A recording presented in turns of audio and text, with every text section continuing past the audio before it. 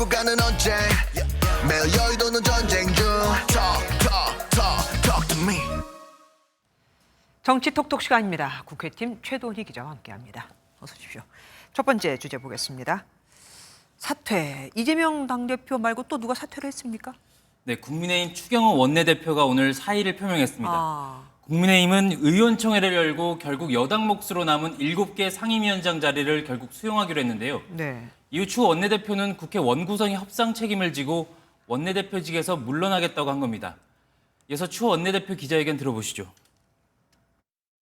거대 야당이 이재명 방탄과 이재명 충성 경쟁에 몰두할 때 우리 국민의힘은 국민의 일, 국민을 위한 일을 하겠습니다. 추 원내대표 그럼 앞으로 어떻게 되는 겁니까?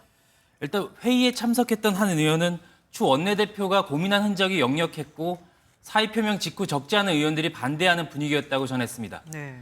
이후 삼선 중진 의원들은 긴급 회동을 갖고 추 대표 사퇴를 만료한 것으로도 전해졌습니다. 또 임명직인 만큼 바로 직을 내려놓는 건 아닙니다.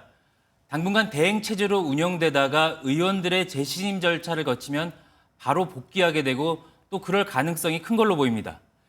일단 국민의힘이 나머지 상임위를 받은 만큼 국회 개원 25일 만에 원구성이 마무리되게 됐습니다. 네, 다음 주제 보겠습니다.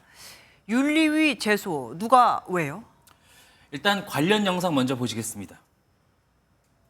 위원장 생각까지 재단하려 합니까? 사과하세요. 저는 위원장님 생각까지 재단하지 않았습니다. 사과하세요. 그렇게 느끼셨다면은 토달지 말고 사과하세요. 그렇게 느끼시도록 한 점에 대해서 사과드립니다. 일어나세요. 10분간 퇴장하세요. 야, 다시 봐도 분위기 참 험악합니다. 일단 민주당이 단독으로 진행한 최혜병 특검법 입법 청문회였는데요. 국민의힘은 증인과 참고인에 대한 압박성 질문과 퇴장 조치가 이어졌다며 국회 갑질이라고 비판했습니다. 네. 증인들에 대한 과도한 조롱이라고 얘기할 수 있을 때까지 여러 가지 참으로 모욕적인 언행이 난무하였습니다. 상임위원장께서는 오히려 앞장서서 회의 질서를 어지럽히고 국민의힘은 우원식 국회의장을 향해 사과와 재발 방지를 요구하는 한편 정청래 법사위원장에 대해서도 국회 윤리위 제소도 검토한다는 입장입니다. 다음 주제로 넘어가 보겠습니다. 국민 당권 전쟁 이제 시작된 거잖아요. 네, 그렇습니다.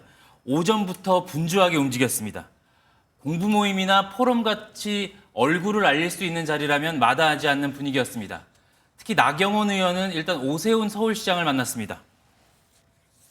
당이 좀 더 민심에 가까운 정당으로 가야 되지 않겠느냐에 대해서는 의견 일치를 받습니다. 앞서 송준표 대구시장과 이철우 경북도지사에 이은 거물급 원외 인사와의 세 번째 회동인데 지지층의 외연 확대에 나선 것으로 풀이됩니다. 또 원희룡 전 장관은 오후 일정을 다 취소하고 앞서 발생했던 다수의 인명피해가 발생한 경기 화재 현장을 찾았습니다. 또 윤상현 의원은 의원들과 접촉면을 늘리면서 당심 확보에 분주했고요. 또 한동훈 전 비대위원장은 국민의힘 당사 미화원들과 점심을 함께 했는데 총선 직후에도 이 같은 자리를 마련한 바가 있습니다. 네, 키워드 마지막 하나 더 보겠습니다. 최저 지지율 누구 얘기입니까? 조국 혁신당 얘기입니다. 아, 최근 발표된 여론조사 보시면서 말씀드리겠습니다. 네네. 국민의힘과 더불어민주당 각각 37.2%와 36.2%인데 지난 조사보다 다소 오르긴 했지만 큰 변화는 없어 보입니다. 이어 조국혁신당은 10.7%로 조사됐는데요. 지난 조사보다 2.5%포인트 떨어진 수치로 지난 3월 창당 이후 최저 수준입니다. 조사기관 측은 거대 양당 당권에 대한 관심이 높아진 게 영향을 미친 것으로 분석했습니다. 네, 여기까지 듣겠습니다. 최도희 기자와 함께했습니다. 고맙습니다.